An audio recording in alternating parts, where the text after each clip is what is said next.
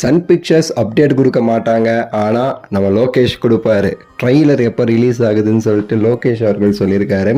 அது மட்டும் இல்லாமல் இந்த ட்ரெய்லர் எப்படி இருக்குங்கிற சில விஷயங்கள் நமக்கு கிடைச்சிருக்கு. அது எல்லாமே சேர்த்து இந்த வீடியோவில் நம்ம வந்து பார்க்க போகிறோம்.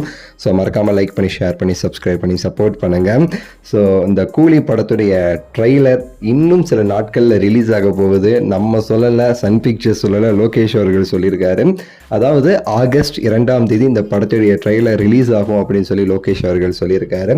அதுவும் இல்லாமல் நிறைய விஷயங்கள் ஷேர் பண்ணியிருப்பார். முக்கியமாக இந்த படத்துக்கு வந்து ஒரு டீசர் ட்ரெய்லர்னு சொல்லி எனக்கு ஐடியா இல்லை. சில பேர் டீசரும் வேண்டாம் ட்ரெய்லரும் வேண்டாம்னு சொன்னாங்க. ஏன்னா அந்த படத்துடைய கதையில் எதையுமே வந்து வெளிப்படுத்தக்கூடாது, அப்படியே ஃபேன்ஸ் வந்து தேட்டருக்கு போய் பார்க்கணும்னு சொல்லிட்டு வந்து நிறைய பேர் எதிர்பார்க்குறாங்க. ஆனால் ஒரு ட்ரெய்லர் இருந்தால் நல்லா இருக்கும்னு சொல்லிட்டு வந்து நம்ம லோகேஷ் அவர்கள் வந்து சொல்லியிருப்பார். ஸோ எனக்கு இந்த படத்துக்கு வந்து ஒரு ட்ரெய்லர் ரிலீஸ் ஆகும், அந்த ட்ரெய்லர் மட்டும் போதும். அது ட்ரெய்லர் வந்து ஆகஸ்ட் 2 வந்து ரிலீஸ் ஆகுது. அதுக்கப்புறம் தேட்டரில் போய் ஃபேன்ஸ் எல்லாரும் பார்க்கணும் அப்படிங்கிற மாதிரி வந்து லோகேஷ் அவர்கள் சொல்லியிருப்பார். ஸோ இந்த ட்ரெய்லரில் மேக்ஸிமம் என்ன மாதிரி வந்து காமிச்சிருக்காங்கன்னு சொல்லி நமக்கு கிடைச்ச தகவல் படி பார்க்கும்போது ஆஸ் யூஷுவல் வந்து ஒரு கமர்ஷியல் ஃபில்மோட ட்ரெய்லர் மாதிரி இல்லாமல் படத்துடைய கதையை வந்து ஃபுல் அண்ட் ஃபுல்லாக வெளியே கொண்டு வராமல் ஷார்ட் அண்ட் ஸ்வீட்டாக வந்து ஒரு ட்ரெய்லர் கிட்டத்தட்ட 1.5 நிமிஷத்துலேருந்து 1:50 அல்லது 2 நிமிஷத்துக்கு முன்னாடி முடிகிற மாதிரி ஒரு ட்ரெய்லர் தான் பிளான் பண்ணுறாங்க. அது டீசர் ரிலீஸ் பண்ணாங்கன்னா நல்லா இருந்திருக்கும். ட்ரெய்லர்னு சொல்லிட்டு எப்படின்னு தெரில எனக்கு அது. ஸோ மேக்ஸிமம் இதில் வந்து ஒவ்வொரு கேரக்டருடைய அந்த ஃபேஸிங், எப்படி சொல்கிறது, கேரக்டரைசேஷன், அவ்வளோதான். ஸோ இப்போ சூப்பர் ஸ்டார் வந்து தேவாங்கிற கேரக்டர் நடிக்கிறாரா, அவருடைய சீன் வந்து ஒரு 10-15 செகண்டுக்கு.